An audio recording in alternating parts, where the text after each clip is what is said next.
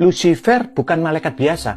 Ia adalah kerub salah satu dari dua makhluk surgawi yang paling dekat dengan tahta Allah di surga. Keberadaan mereka direpresentasikan secara simbolis melalui tabut perjanjian di dalam struktur kemah suci di bumi. Saat itu Tuhan memerintahkan Musa untuk membuat dua kerub dari emas yang berdiri di atas tabut dan menaungi tutup pendamaian dengan sayap mereka. Keluaran 25 ayat 18-20.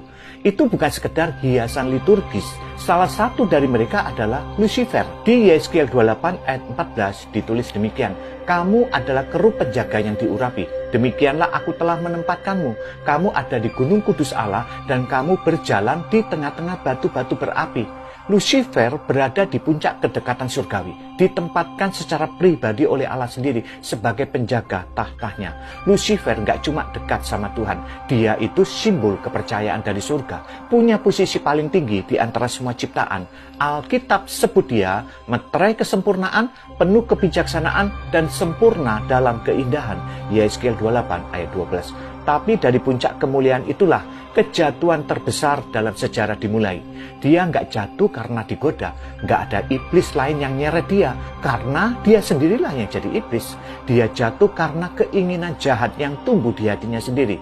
Kamu sombong karena kecantikanmu, hikmatmu kau lenyapkan demi semarakmu. Yeskiel 28 ayat 17. Dia mau naik, mau bikin tahta di atas bintang-bintang Tuhan, bahkan mau nyamain yang maha tinggi. Yesaya 14 ayat 13 dan 14. Lucifer mau tahta, dia mau posisi Tuhan. Ini peringatan keras buat setiap pemimpin rohani. Kalau Lucifer aja bisa jatuh dari surga, jangan pernah berpikir kamu kebal dari kejatuhan cuma karena kamu dekat sama mimbar, altar, atau pelayanan. Lucifer berdiri di hadapan hadirat Tuhan siang dan malam, tapi kejatuhannya dimulai bukan dari luar, melainkan dari dalam.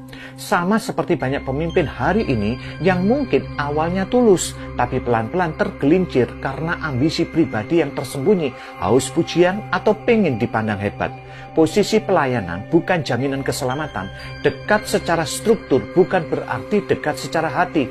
Banyak yang melayani Tuhan di luar, tapi berontak sama dia di dalam. Yesus sendiri bilang begini, banyak orang akan berseru kepadaku pada hari itu, "Tuhan, Tuhan, bukankah kami bernubuat demi namamu, mengusir setan, mengadakan mujizat?" Tapi aku akan berterus terang kepada mereka, "Aku tidak pernah mengenal kamu." Matius 7 ayat 22-23. Pelayanan gak bisa nutupin hati yang busuk. Karunia bukan bukti kedekatan, pengurapan bukan garansi kekudusan. Dia yang dulu berdiri di sisi tahta, sekarang nuntut tahta itu buat dirinya sendiri. Dosa utamanya adalah melanggar hukum Tuhan yang disimpan dalam tabut perjanjian. Iblis berbuat dosa dari mulanya, dan dosa adalah pelanggaran hukum Allah. 1 Yohanes 3 ayat 8. Dia berdiri di atas hukum itu, tapi akhirnya melanggarnya, dan bawa sepertiga malaikat surga bersamanya untuk memberontak. Makanya para pemimpin rohani hari ini harus berjaga-jaga. Kita bukan cuma ngajarin hukum Tuhan, kita dipanggil untuk hidup di dalamnya. Kita bukan cuma berdiri di mimbar, kita berdiri di tempat rawan. Karena semakin tinggi posisi seseorang dalam pelayanan, semakin besar dampaknya saat dia jatuh. Barang siapa menyangka dirinya teguh berdiri, hati-hatilah supaya ia jangan jatuh. 1 Korintus 10 ayat 12. Tuhan gak butuh pemimpin berkarisma. Dia cari pemimpin yang berlutut di ruang doa. Gelar, jabatan, followers itu gak bikin Tuhan kagum.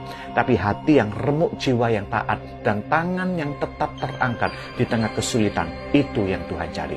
Jangan jadi Lucifer kedua. Dunia ini sudah cukup hancur sama yang pertama. Jangan ulangi tragedi di sorga di atas altar pelayananmu. Lebih baik jadi pelayan meskipun gak dikenal, tapi setia, daripada bintang terang yang jatuh karena kesombongan. Waspadalah.